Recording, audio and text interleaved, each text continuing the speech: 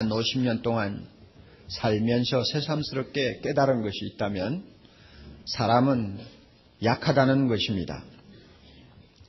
또 제가 중생받고 지금까지 40여 년 동안 신앙생활을 하면서 크게 얻은 진리 중에 하나는 아무리 믿음이 좋아도 인간으로서의 연약은 벗어나지 못한다는 사실입니다. 몸을 입고 땅에 발을 붙이고 숨을 쉬고 사는 이상 인간의 연약함이라는 십자가를 벗어 던질 수가 없다는 것을 저는 경험으로 알고 있고 여러분들도 역시 경험으로 다 알고 계실 것입니다. 어느 신학자의 표현 그대로 빌린다면 우리의 이 연약함은 인간 조건의 총체라고도 말할 수가 있고 또 피조물다움이라고 말할 수도 있을 것입니다. 우리 모두는 피조물다움의 이 연약함을 몸에 지니고 살고 있습니다. 이런 의미에서 26절에 성령도 우리 연약함을 도우신다 하고 말씀할 때 이 연약함이라는 것이 무엇을 의미하는가 설명이 필요 없는 아주 친근하고 익히 아는 하나의 개념으로 우리 마음에 와서 닿습니다. 아, 그렇구나. 하나님도 우리 연약함을 알고 계시는구나 하는 생각이 이 본문을 읽을 때마다 문득 가슴에 파고드는 것을 봅니다. 왜 그만큼 잘 아는 용어요. 그 내용에 대해서 굳이 설명이 필요 없을 정도로 우리 모두가 다 체험하고 사는 일이기 때문입니다. 우리 몸이 얼마나 깨어지기 쉬운지 질그릇이라고 하나님은 말씀하셨습니다. 너무 약해서 무엇이나 지나쳐도 안 되고 모자라도 안 됩니다. 돈이 너무 많아도 안 되고 모자라도 너무 적어도 안 되고 사랑을 너무 지나치게 해주어도 해롭고 안 해주어도 해롭고 종잡을 수 없는 연약성을 우리 모두가 가지고 있습니다. 심지어 은혜를 보아도 분수에 맞게 은혜를 받아야지 분수에 지나치는 은혜를 받으면 전부 잘못되는 것을 저는 많이 보았습니다. 얼마나 약합니까? 하나님이 주시는 선물도 마음대로 받을 수 없을 만큼 우리의 영육이 퍽 약합니다. 균형과 또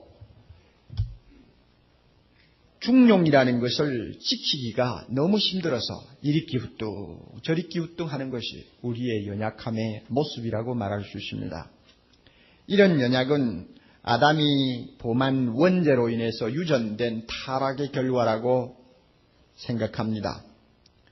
타락의 결과이기 때문에 중생 받았다고 해서 없어지는 것도 아니요. 믿음이 좋다고 해서 금방 벗어던질 수 있는 겉옷이 아니요. 성령이 충만하다고 해서 슬그머니 사라지는 증세가 아닙니다. 일생 동안 우리는 연약한 존재로 연약한 인생으로 피조물답게 살 수밖에 없는 운명을 지니고 있다고 우리는 말할 수 있습니다. 하나님은 이와 같이 연약한 우리를 갑자기 천사로 바꾸려고 하지 않습니다. 그 대신 세상에 살 동안에는 우리의 연약한 것을 도와주시기를 원합니다. 어떻게 돕기를 원합니까? 성령을 보내셔서 돕기를 원하십니다. 8장에 들어와서부터 우리는 성령의 존재에 대해서 아주 뚜렷하게 살펴볼 수 있는 말씀을 많이 읽었습니다. 성령은 본래 육신의 사람이었던 우리를 영의 사람으로 바꾸어 주셨습니다. 성령은 우리로 하여금 이 세상에 살면서 그리스도와 함께 고난을 받지만은 그리스도와 함께 영광을 누릴 수 있는 하나님의 자녀로 만들어 주셨습니다. 성령은 또한 날마다 소망이 없어 보이는 이 세상에서 오직 우리 앞에 나타날 영광을 바라보고 사는 소망의 사람으로 바꾸어 놓았습니다. 이 모든 것이 뭐냐? 우리를 도우시는 성령의 사역입니다. 이런 의미에서 26절 처음 시작될 때에 이와 같이 하는 접속사가 들어가는 것은 당연한 것입니다. 8장을 내내 내려오면서 성령이 우리를 어떻게 도우시는가를 설명해 왔기 때문에 이와 같이 성령도 우리의 연약함을 돕는다고 말씀을 시작합니다. 그런데 저는 26절 중에 이 번역상 한 가지 불만이 있어요. 이와 같이 성령도, 이 도자를 왜 붙였을까? 도자라는 말은 또한이라는 말이거든요. 그러므로 지금까지 성령에 대해서 전혀 언급을 하지 않다가 갑자기 성령이 등장하는 것 같은 인상을 줍니다. 오히려 제대로 앞뒤를 맞추어서 번역을 하려면 이와 같이 성령은 우리 연약함을 도우신다, 이렇게 해야 말이 맞는 것입니다. 그런데 왜 도자를 붙였는지 모르겠어요. 성경 번역이라는 것이 한마디 한마디, 심지어 토시 하나까지도 얼마나 예민하게 다루어야 되는지 모릅니다. 성령이 갑자기 우리를 도우시려고 나타나신 것 아닙니다. 이미 도우고 계셨습니다. 성령은 우리 연약함을 도우십니다. 어떻게? 이와 같이 도웁니다. 이와 같이를 좀 더 이게 설명을 하느라고 26절, 27절을 더 계속해서 말씀하고 있습니다. 성령은 보혜사라는 이름을 갖고 있습니다. 보혜사. 이 보혜사라는 이름의 의미가 뭡니까? 도우시는 분이다 하는 뜻이죠. 성령은 도우시는 분입니다. 그러므로 우리 돕는다는 것이 무엇인지 잠깐 그 의미를 파악할 필요가 있습니다. 성령이 도우신다. 그 돕는다는 것이 어떤 것일까? 그 의미는요, 함께 담당한다 하는 뜻이고, 좀 더 우리가 이해하기 쉬운 말로 바꾼다면 맞잡아준다 하는 뜻으로 해석하는 것이 좋습니다. 맞잡아준다. 맞잡아준다는 게 무엇인지 아시죠? 통나무를 어깨에 메고 힘들어서 끙끙거리며 가는 사람을 돕기 위해서는 그 통나무를 대신 져주는 것도 좋겠지만 그것보다도 한쪽 끝을 맞잡아줄 때 그 사람이 통나무를 좀 가볍게 들고 갈 수 있지 않습니까? 이럴 때 이 돕는다는 뜻입니다. 우리가 누가복음 10장 40절 이하를 보면 예수님이 갑자기 12제자를 데리고 마르다와 마리아 이 자매 집을 방문했습니다. 장정이 열 몇 명이 들어닥치니까 얼마나 정신이 없겠어요. 마르다는 부엌에 들어가서 예수님 대접하기 위해서 정신없이 음식 준비를 합니다. 그런데 동생 되는 마리아는 눈치도 없이 예수님 곁에 바짝 붙어 앉아가지고는 예수님의 말씀을 듣는 데만 혼이 빠졌어요. 마르다가 볼 때는 좀 염치가 없는 애지요. 너무 참다 못 견뎌가지고 예수님에게 뛰어들어가서 주님, 이 애 이렇게 철이 없어요. 좀 내보내서 내 일 좀 도와주도록 하세요. 이때 도와주도록 하세요 할 때 돕게 한다. 이 말이 바로 성령이 우리의 연약함을 도우신다는 요 말하고 똑같은 단어입니다. 그러면 마르다가 들어와서 동생 좀 보내서 날 좀 도와주게 하세요 할 때 그 돕는다는 것은 어떤 것입니까? 언니 일하는데 옆에서 좀 거들어주도록 해달라는 이야기죠. 좀 거들어주도록 해달라고 하는 말이죠. 성령이 우리를 돕는다는 것도 이와 같은 성격을 갖습니다. 영국의 스폴존이라고 하는 유명한 설교자는 이 성령의 도우심을 놓고 재미있는 예를 하나 들었습니다. 저도 어려서부터 이런 그 경우는 많이 보고 또 제 자신이 체험을 했습니다만은, 여러분 노 젓는 거 있지 않습니까? 18세기 17세기 다 마찬가지입니다. 엔진을 가지고 다니는 배가 없을 때는 전부 노를 가지고 배를 움직여야 합니다. 어부의 아들로 태어난 소년이 10대 애숭이 꼴을 겨우 벗을 때가 되면은 아버지가 타는 배에 올라서 노 젓는 것을 배워야 합니다. 아버지는 아들에게 노를 저어보라고 시킵니다. 보기는 쉬워도 막상 노를 잡으면 잘 안 되는 것이 사실입니다. 그 아들은 아버지 흉내를 내가면서 좀 져서 보려고 애를 씁니다마는 자기 키보다 큰 노를 제대로 다루지를 못합니다. 노 하나만 다루어도 힘이 드는데 그 노를 가지고 센 물살을 갈라가면서 배를 움직이려고 하니까 그 자기 힘 이상이죠. 잘 안 됩니다. 낑낑거리고 땀을 뻘뻘 흘립니다. 곁에서 지켜보던 아버지가 옆으로 오셔가지고는 아들을 보면서 오른발은 여기 디딤목 위에다가 딱 얹는 거야. 그리고 왼발은 바닥에다가 두고 왼손은 가볍게 노 위에 얹기만 해도 돼. 그리고 오른손은 노를 꽉 잡아야 돼. 그리고 이렇게 젓는 거야. 가르쳐 줍니다. 그러면 그 아들은 또 그대로 해봅니다만 그게 익숙하지 않으면 절대 안 되는 것이죠. 얼마나 애를 먹는지 모릅니다.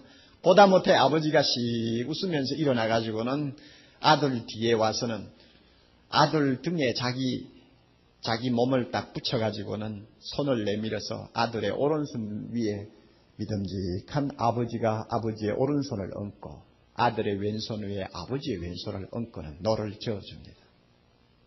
그러면 아들의 입장에서는 얼마나 편합니까? 아버지가 졌는데 움직이만 주면 된단 말이에요. 이래서 노를 배우는 것입니다. 성령은 우리의 노를 함께 저어주시는 아버지와 같습니다. 그런 의미에서 돕는다고 하는 거예요. 야, 너 그래가지고 뭐 쓰겠냐? 저기 앉아있어 내가 줄 테니까. 이런 식으로 하지 않습니다. 내가 노를 저을 때 도우시는 분입니다. 그게 돕는 것이지 너 이제 필요 없다 내가 해주마 그거 아니라 그 말입니다. 이런 의미에서 성령이 우리 안에 계신다고 해서 갑자기 우리 연약함이 사라지는 것 아니요. 우리가 갑자기 영적 거인이 되는 것도 아니요. 초자연적인 인물이 되는 것도 아닙니다. 성령이 우리를 그렇게 만들지는 않아요. 우리가 움직일 때, 순종할 때 성령은 도우십니다. 이런 의미에서 성령은 우리가 연약하기 때문에 오셨고 우리가 연약하기 때문에 동행하시는 하나님이십니다. 믿습니까? 예. 우리 연약이 없다면 성령이 계실 필요가 전혀 없을 것입니다. 그러므로 우리의 연약은 성령을 머물게 하는 필요 조건이 되고 어떤 의미에서는 절대 조건이라고도 말할 수가 있을 것입니다. 바꾸어 말하면 우리의 연약은 성령을 우리에게 머물게 하는 조건이기 때문에 오히려 우리 연약은 감사할 일이라고 하는 말입니다. 그렇지만은 우리는 그 반대로 보통 이 연약에 대해서 반응을 보입니다. 어떻게 하든지 벗어나려고 몸부림을 칩니다. 연약함을 가지고 탄식하고 자기를 학대합니다. 이 연약함을 갖고 있기 때문에 내가 하나님을 잘 섬길 수 없다고 푸념을 합니다. 그렇지만 성경을 우리가 좀 더 주의 깊게 살펴보면 우리 연약은 우리가 단식할 것도 아니요, 우리가 실패하는 조건도 아니요, 또 우리가 하나님을 잘 섬기지 못하는 장애물이 아닙니다. 오히려 이 연약이 우리로 하여금 성공하게 하고 능력을 체험하게 하는 비결이라는 것을 배울 수가 있습니다. 왜? 그 연약이 있으니까 성령이 나를 돕는 거 아닙니까? 만약에 내가 연약하지 않다면 성령이 안 도울 테니까 성령이 안 도우신다면 그 결과는 보나마나지요. 그러므로 우리는 우리 연약을 불평하지 말아야 합니다. 우리 연약이 성령을 머물게 하는 조건이라면 오히려 바울처럼 감사해야 할 것입니다. 바울은 이렇게 말합니다. 나의 여러 약한 것들에 대하여 자랑하노라. 나의 여러 약한 것들 때문에 자랑하노라. 내 능력이 약한 데서 온전하여 지민이라. 자기 연약에 대해서 꿰뚫려 보는 영의 눈이 있는 사람만이 할 수 있는 이야기입니다. 이런 의미에서 우리의 연약을 부정적으로 보지 말기를 바랍니다. 아멘입니까? 본문에서 특별히 바울은 성령께서 우리의 기도를 도우시는 문제를 다루고 있습니다. 성령이 우리의 연약을 돕는 영역은 대단히 많겠는데 왜 하필이면 기도 문제를 특별히 다루고 계실까? 의미가 있다고 생각합니다. 제가 생각하기로는 우리가 육신적으로 연약하든지 정신적으로 연약하든지 영적으로 연약하든지 간에 어떤 연약한 것을 갖고 있으면 이 연약 때문에 제일 먼저 지장을 받는 것이 기도입니다. 우리의 모든 연약은 기도를 공격합니다. 우리가 이걸 알아야 됩니다. 다시 말하면 기도를 방해한다는 말입니다. 열이 조금만 올라도 우리는 기도 못하고 드러누워버립니다. 밖에서 조금 기분이 상해가지고 들어오면 우리는 기도 잘 안 합니다. 조금만 긴장이 풀려가지고 세상 재미에 맛을 들이면 우리의 영혼이 캄캄해지고 기도가 막힙니다. 나에게 있는 모든 연약함이 기도를 못하게 하는 쪽으로 공격을 합니다. 성령이 이것을 아시죠. 그러므로 성령께서는 우리의 기도가 공격을 받는 것이 너무나 이거 중요한 일이기 때문에 이 기도를 살리기 위해서 특별히 기도의 연약을 도우신다는 것. 우리가 믿어야 됩니다. 또 다른 이유가 있을 것 같습니다. 만일 우리가 우리의 연약함으로 인하여 기도에 지장을 받는다면 평생 우리는 이 연약함에 짓눌려서 살지 이 연약함을 극복할 수가 없을 것입니다. 그리고 이 기도가 지장을 받으면 우리는 성령을 통하여 도움을 얻을 수가 없습니다. 성령은 우리를 돕기 위해서 와서 계시지만은 우리가 기도할 때만이 도울 수 있습니다. 이런 의미에서 기도는 우리가 성령의 도움을 받기 위한 생명줄과 같습니다. 기도 생활에 탈이 나면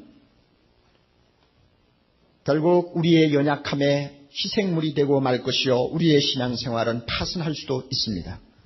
어떤 목사님이 재미있는 말을 했어요. 온갖 질병이 감기의 문으로 들어오듯이 신앙생활의 적신호 빨간 등불은 기도의 감기에 걸릴 때 켜진다고 했습니다. 옳은 말입니다. 기도가 고장이 나면 영적으로 이제 큰 문제를 안게 됩니다. 영혼이 병들어가는 것입니다. 그러니 성령께서 기도를 특별히 돕지 않냐 수가 없는 것입니다. 이런 의미에서 성령이 기도를 돕는다고 하는 것은 대단히 의미가 있다고 생각합니다. 어떻게 성령께서 기도를 도우십니까? 두 가지로 도우신다고 본문에 나와 있죠. 첫째는 이것은 꼭 외워야 합니다. 어떻게 성령이 우리의 기도를 도우시느냐? 말할 수 없는 탄식으로 우리를 위해 친히 간구하심으로 도우십니다. 26절 말씀 다시 봅니다. 이와 같이 성령도 우리 연약함을 도우시나니 이제 우리의 연약함 도우시는데 그 중에서 특별히 어떤 것이냐? 우리가 마땅히 빌 바를 알지 못하나 오직 성령이 말할 수 없는 탄식으로 우리를 위하여 친히 간구하시느니라. 자기가 탄식하면서 우리 대신 기도해 줌으로 돕는다 하는 의미겠죠? 기도는 마땅히 해야 할 일입니다. 마땅히 성도에게는 해야 될 일입니다. 기도를 무시하고 산다든지 기도를 가볍게 사는 사람은 그것은 신앙생활을 하는 사람이 아닙니다. 왜? 여기 보니 우리가 마땅히 빌어야 한다고 합니다. 마땅히 빌어야 하는데 우리는 어떻게 빌어야 할지 모르니까 그런 연약함 때문에 성령이 도우시기 위해서 우리에게 오셔가지고 우리 대신 우리를 위하여 자기가 직접 간구하신다는 말입니다. 어떻게 간구합니까? 말할 수 없는 탄식으로 간구한다고 했습니다. 이 부분에 대해서 조금 어려운 문제가 하나 있습니다. 우리 성경 말씀을 우리말 번역대로 보면은 성령이 직접 탄식하는 것으로 이해할 수가 있습니다. 그런데 여기에 대해서 이의를 제기하는 학자들이 있습니다. 성령이 정말 탄식하는가? 그럴 수 없다는 것입니다. 성령이 하나님이신데 하나님이 탄식하다는 말을 어떻게 할 수 있느냐? 하나님이 어떻게 탄식하냐? 하나님은 탄식하지 않는 분이다. 그러므로 이 본문은 하나님이 탄식한다고 생각하면 안 된다. 오히려 성령께서 자기가 탄식하는 것이 아니라 기도하는 우리를 탄식하도록 만드신다고 보아야 한다. 이렇게 해석하는 분들이 있습니다.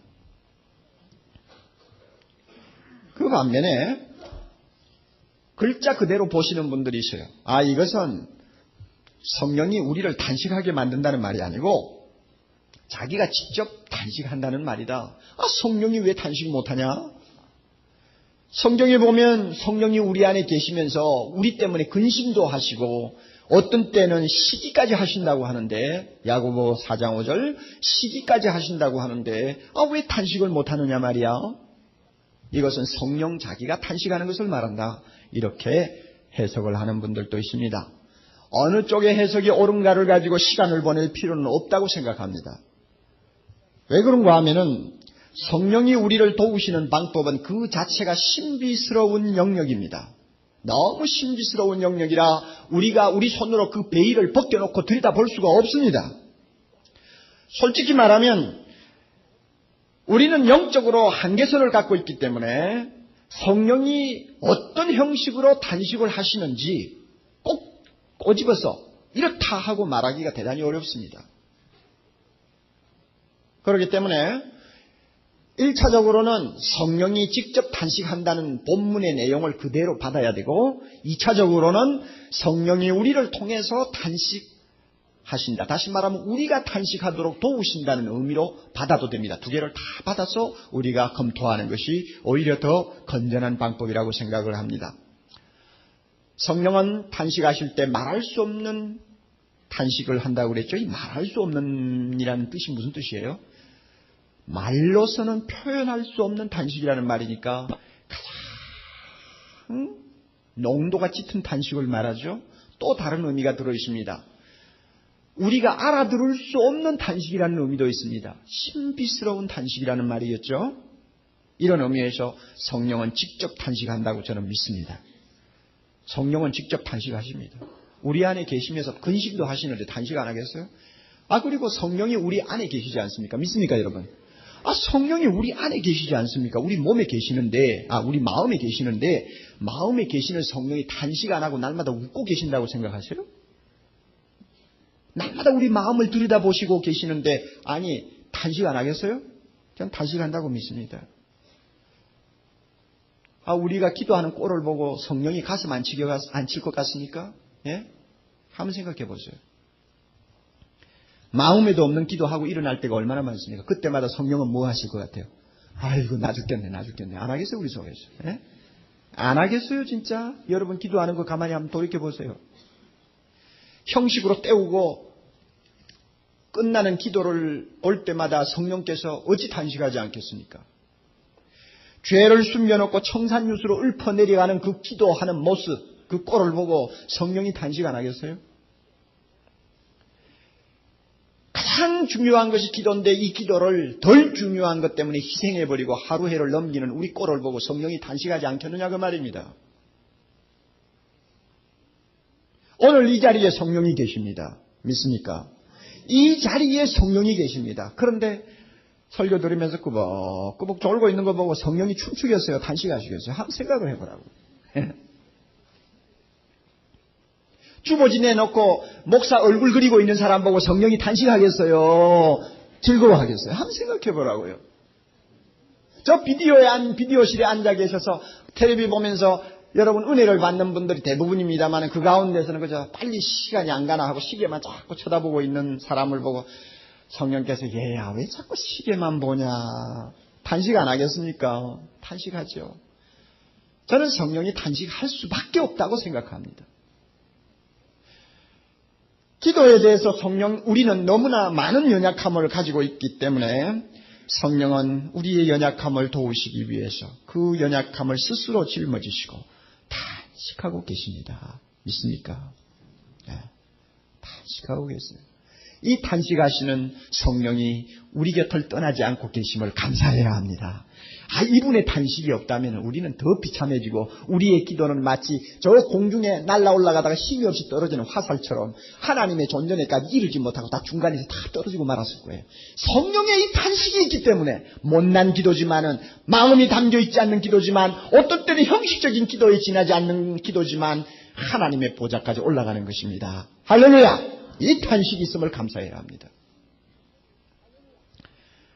동시에 성령은 우리를 탄식하게 만드십니다.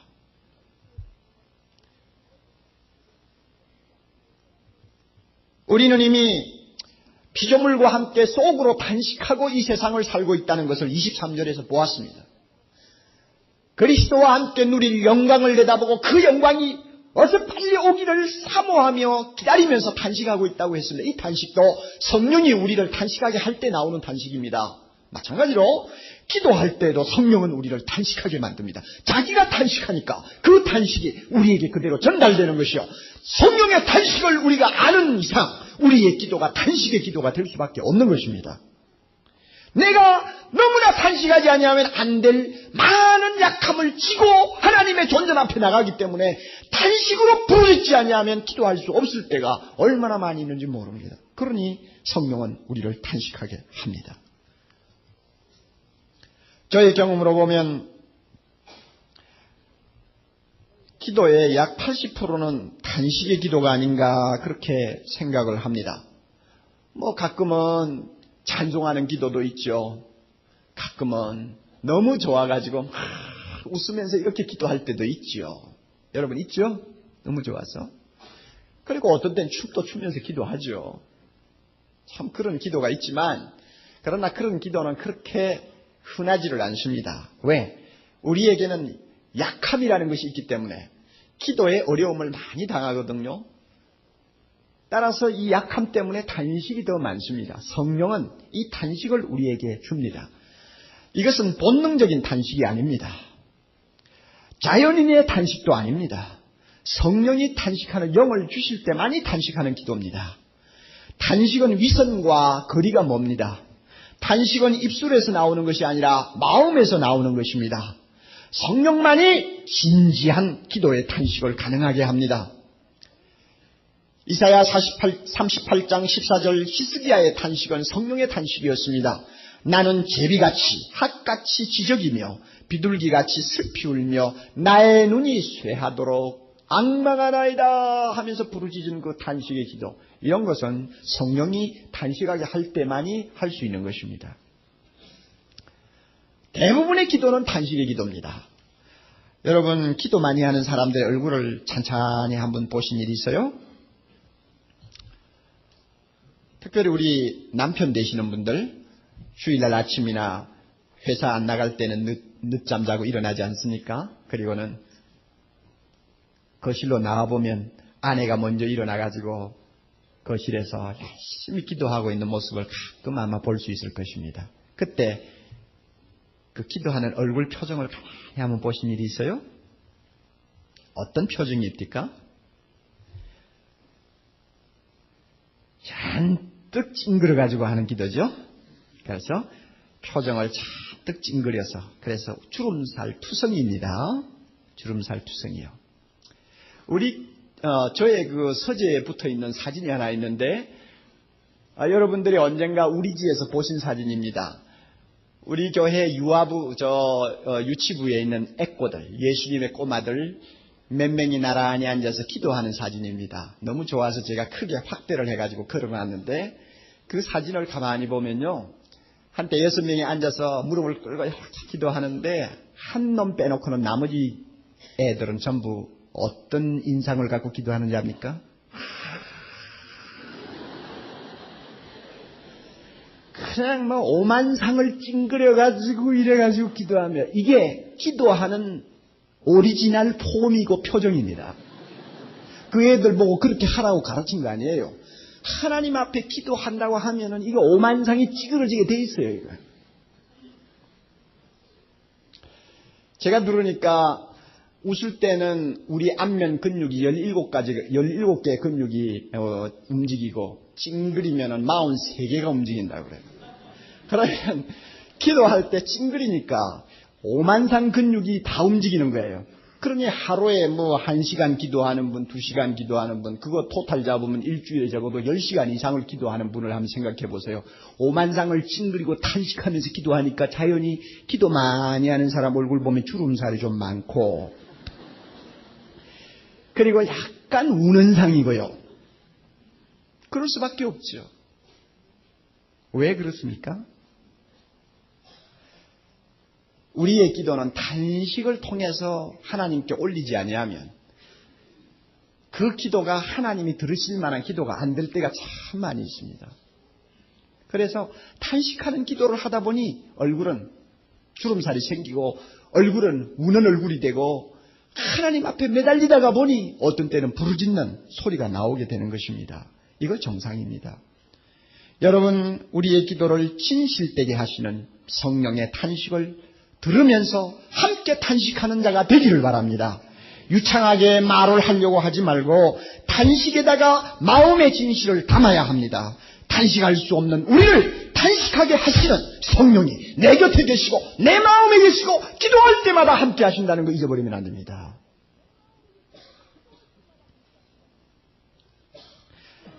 두 번째로 성령은 어떻게 우리의 기도를 도우십니까? 하나님의 뜻대로 우리를 위해 간구하시면서 도우십니다. 27절을 봅니다. 마음을 감찰하시는 이가 성령의 생각을 아시나니 이는 성령이 하나님의 뜻대로 성도를 위하여 간구하심이니라. 누구의 마음을 감찰한다는 말씀입니까? 우리의 마음을 감찰한다는 말입니다. 우리의 마음을 감찰하시는 하나님. 하나님은 외모를 보지 않습니다. 마음을 봅니다.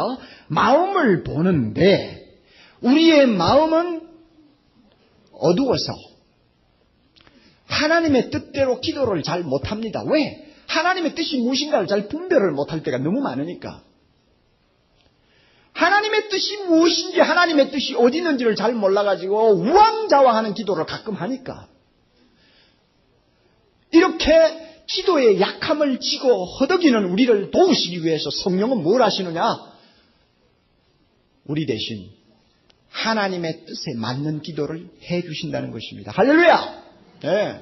왜? 성령은 하나님이시기 때문에 하나님의 뜻을 가장 정확하게 아시는 분입니다. 그러니 대신 해주는 거예요. 이 본문에서 성령이 직접 우리를 대신하여 하나님의 뜻대로 기도한다고 해석해도 좋습니다. 또 성령은 우리의 마음을 열어서 말씀을 통하여 하나님의 뜻을 발견하게 하시고 그 뜻에 따라서 우리로 하여금 기도하게 도우신다고 해도 좋습니다. 어느 쪽이든지 괜찮아요. 성령이 직접 하나님의 뜻대로 나를 대신해서 기도해 준다. 좋습니다. 또 성령은 나로 하여금 하나님의 뜻대로 기도하게 해주신다. 좋습니다. 어느 쪽이든지 다 좋아요. 왜? 성령은 경우 따라서 이렇게도 하시고 저렇게도 하시기 때문에 그렇습니다. 저나 여러분이나 가끔 우리는 세배대에 두 아들의 기도를 합니다. 예수님이 예루살렘에서 십자가를 지기 위하여 올라가실 때에 세베대의 두 아들 요한과 야고보는 착각을 해도 보통 착각을 하고 있지 않았습니다. 더욱이 자기 어머니까지 덩달아 가지고 같이 착각을 했습니다. 예수님이 예루살렘에 가시면 분명히 세상이 달라질 것이고 예수님은 높은 왕좌에 앉아서 구약시대에 이야기한 그 엄청난 파라다이스가 이제는 도래할 것인데 그때가 되기 전에 먼저 손을 쓰자. 모자가 같이 협의를 하고는 예수님에게 가서 요청을 했죠. 기도했다는 말입니다. 주님이 예루살렘에 가셔서 권좌에 앉으실 때 내 두 아들 요한은 오른편에 야고보는 왼편에 앉게 해주세요. 예수님이 들으시고 참 의미 있는 대답을 하셨습니다. 너희는 너희가 구하는 것이 무엇인지도 모르고 구하는구나. 뜻도 모르고 지금 이야기하는 것입니다. 다시 말하면 하나님의 뜻이 무엇인지를 전혀 헤아리지 않고 자기 욕심대로 구한다는 말입니다. 주님이 뭐라고 했습니까? 내 오른편에 앉는 것과 왼편에 앉는 것은 하나님이 다 알아서 정해놓았다. 누가 앉든지 하나님이 정해놓은 사람이 앉게 되어 있다. 하나님의 뜻은 따로 있어요. 그런데 요한과 야고보 그 어머니는 자기들이 원하면은 오른편에도 앉을 수 있고 왼편에도 앉을 수 있다고 생각하고는 무작정 달라는 것입니다. 우리가 이런 기도 가끔 하죠. 하나님의 뜻을 모르니까 그럴 수밖에 없지 않습니까? 또 우리는 광야에서 40년 동안 살면서 이스라엘 백성들이 한 소위 손해보는 기도를 자주 합니다. 이스라엘 백성들이 광야에서 하나님이 주시는 만나를 먹고 40년을 살았습니다. 처음에 만나를 먹을 때는 좋았습니다마는 한 몇 달을 먹고 나니까 그것이 입에 물려가지고는 고기 생각이 간절했습니다. 나중에는 어떻게 했나요? 고기 달라 그랬습니다. 티본 스테이크 달라고 소리쳤습니다. 티본 스테이크. 에? 만나 가지고는 도무지 이제는 입맛이 없어지니까 티본 스테이크 달라. 너무 고기가 먹고 싶어가지고 나중에는 어른도 울고 아이도 울고 다 울었습니다. 고기 달라고 울었어요. 하나님이 또 그런 데는 마음이 약하셔서 거절을 못하십니다. 고기 주었죠. 먹도록 했습니다.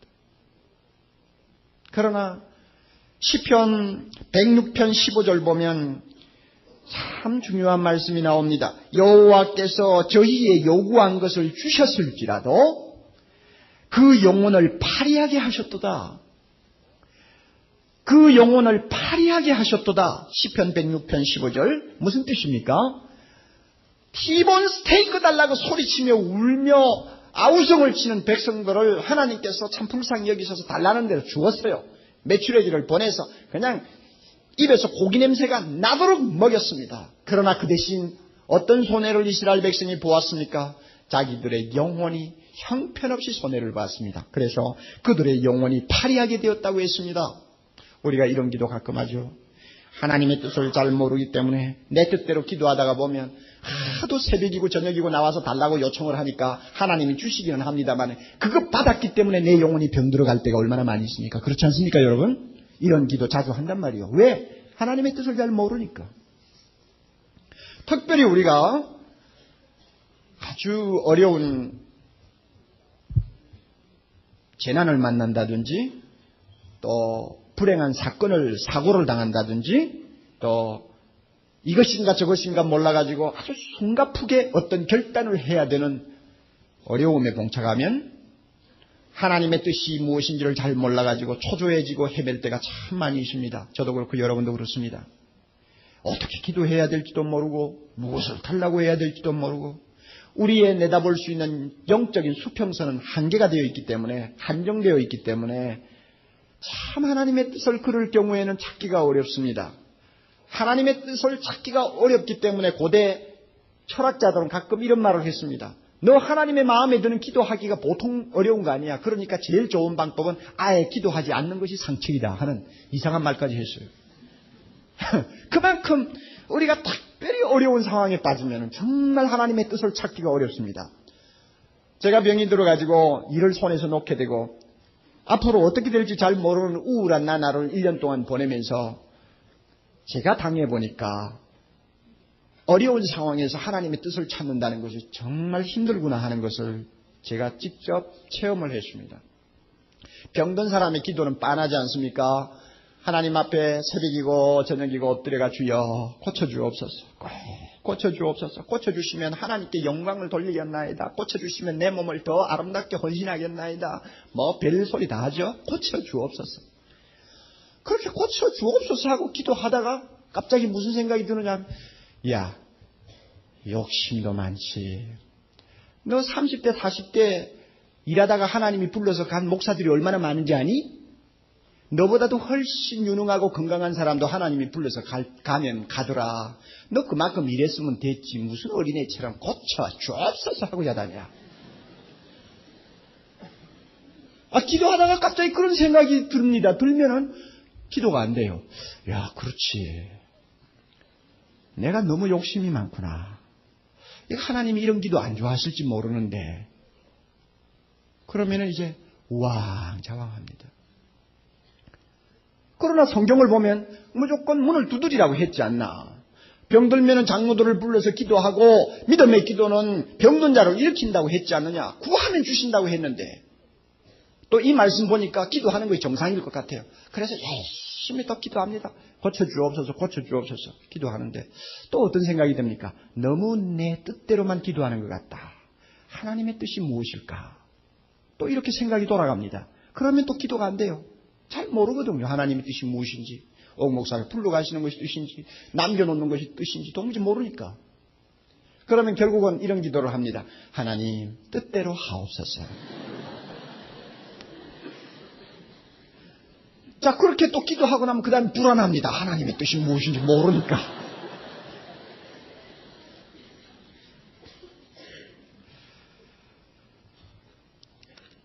이렇게 하나님의 뜻을 우리가 잘 분별하지 못하는 연약함을 갖고 있기 때문에 성령은 우리를 대신해서 하나님의 뜻대로 기도해 주시고 뿐만 아니라 자주 우리의 마음을 열어서 하나님 앞에 부르짖는 탄식의 기도를 하게 합니다. 모르니까 또 탄식하는 거예요. 모르니까 또 부르짖는 거예요. 모르니까 또 주님 앞에 간절히 매달리는 것입니다. 이거 우리 연약하니까 하는 것 아닙니까? 누가 그렇게 하도록 만듭니까? 내 힘입니까? 내 본능입니까? 내 감정입니까? 천만의 말씀이요. 하나님 앞에 그렇게 탄식할 수 있는 것은 내 본능도 내 감정도 아닙니다. 성령이 자기의 탄식을 우리에게 넘겨주어서 내 입으로 탄식하게 하기 때문에 나오는 탄식입니다. 여러분의 기도가 탄식의 기도가 될 때 그것은 성령이 도우시는 것임을 믿으시기 바랍니다. 복된 기도입니다. 복된 기도입니다. 얼굴에 주름살이 많이 생긴다고 걱정하지 마시기를 바랍니다. 꼭 주름살이 많이 생기면 그 다음엔 또 기도할 것 있습니다. 주여 내 얼굴 펴주시옵소서. 그러면 또 주님께서 깨끗하게 고쳐주실 거란 말이에요. 성령은 이와 같이 우리의 기도를 돕습니다. 두 가지입니다. 첫째는 어떻게 돕습니까? 말할 수 없는 탄식을 하시면서 우리를 돕는다. 또 두 번째는 어떻게 돕습니까? 우리를 대신하여 하나님의 뜻대로 기도하심으로 돕는다. 그래서 우리를 마음을 열어가지고 말씀을 통해 그 뜻을 분별하도록 자주자주 우리를 인도해 주십니다. 그러므로 말씀을 덮여놓고 기도해야지 말씀 덮어놓고 기도하면 안 됩니다. 하나님은 자주자주 말씀을 통하여 눈을 열게 만듭니다. 그리고 너 하나님의 뜻이 이것인데 이 뜻대로 기도해라. 성령이 가르쳐줘요. 그러면 우리가 성령의 인도함을 받아 기도할 수 있는 것입니다. 이런 의미에서 성령은 우리의 불완전한 기도를 온전케 하십니다. 우리 자신의 기도는 항상 약합니다. 우리는 평생 성령의 도움을 받아야 하나님이 들으시는 기도를 할 수 있습니다. 한시도 떠나지 않고 우리의 연약을 함께 짊어지시는 성령 하나님을 우리에게 주신 우리 하나님 아버지를 찬양해야 합니다. 특별히 우리가 골방으로 들어가면 함께 들어오시고, 우리가 무릎 꿇으면 함께 무릎 꿇으시고, 우리가 입을 열면 함께 입을 여시고, 우리가 탄식하면 함께 탄식하시고, 우리가 기도를 마치고 일어서면 함께 일어서시는 성령이 우리 곁에 계심을 감사해야 합니다. 그분이 계시기 때문에 우리가 비록 연약한 것만아도 낭망하지 않습니다. 우리 연약함을 가지고 하나님 앞에 불평하지 않습니다. 이 연약 때문에 성령이 나에게 계시니까 얼마나 감사합니까? 우리의 연약을 놓고 긍정적인 눈으로 볼 수 있는 믿음의 사람이 되기를 바랍니다. 여러분의 기도가 성령의 도움을 통해서 활활 타오르는 화산처럼 다시 되살아나는, 그리고 여러분의 기도가 하나님의 보좌에까지 항상 도달하는 능력 있는 기도가 되기를 주님의 이름으로 축원합니다. 기쁨으로 찬양 25장을 보면 우리 등 뒤에서 도우시는 성령의 아름다운 은혜, 예수님의 귀한 은혜를 찬송하고 있습니다. 기쁨으로 찬양 25장 그 가사나 곡이 참 은혜스럽습니다. 나의 등 뒤에서 나를 도우시는 주, 나의 인생길에서 지치고 고나여 매일처럼 주저앉고 싶을 때 나를 밀어주시네.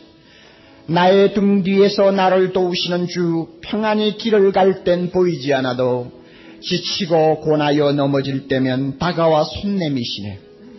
나의 등 뒤에서 나를 도우시는 주, 때때로 뒤돌아보면 여전히 계신 주, 잔잔한 미소로 바라보시며 나를 재촉하시네. 일어나 걸어라, 내가 새 힘을 주리니. 일어나 너 걸어라, 내 너를 도우리. 너무나 아름다운 찬송입니다. 기쁨으로 찬양 같이 못하신 분 옆 사람하고 같이 보면서 저 비디오실 또 로비 모두 다 힘껏 우리를 도우시는 성령 하나님을 찬양하는 시간 되기를 바랍니다.